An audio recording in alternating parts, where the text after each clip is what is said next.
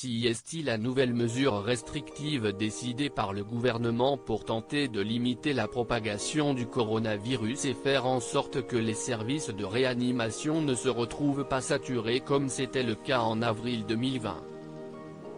Ainsi, comme annoncé par Emmanuel Macron, mercredi 14 octobre 2020, depuis vendredi soir minuit, toutes les personnes qui vivent dans les 9 métropoles dont le niveau d'alerte est maximal, sont concernées par un couvre-feu. Ce dernier a lieu entre 21h et 6h du matin et devrait durer pendant 6 semaines.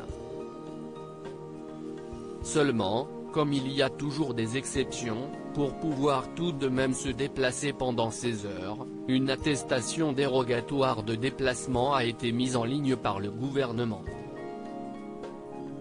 Elle existe en français et en anglais, dans différents formats. La veille, Gérald Darmanin, le ministre de l'Intérieur, avait détaillé ce document. Comme le rapportent nos confrères du Parisien, il sera possible d'imprimer le document de son choix pour le remplir ou encore de rédiger sa propre attestation sur papier libre en s'inspirant du modèle officiel. Une version numérique devrait également être disponible dans les prochains jours.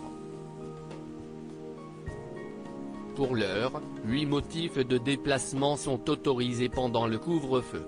Déplacement entre le domicile et le lieu d'exercice de l'activité professionnelle ou le lieu d'enseignement et de formation, consultation et soins ne pouvant être assurés à distance et ne pouvant être différés, déplacement pour motif familial impérieux, pour l'assistance aux personnes vulnérables et précaires ou la garde d'enfants, déplacement des personnes en situation de handicap et leur accompagnant, convocation judiciaire ou administrative. Participation à des missions d'intérêt général sur demande de l'autorité administrative. Déplacements liés à des transits pour des déplacements de longue distance.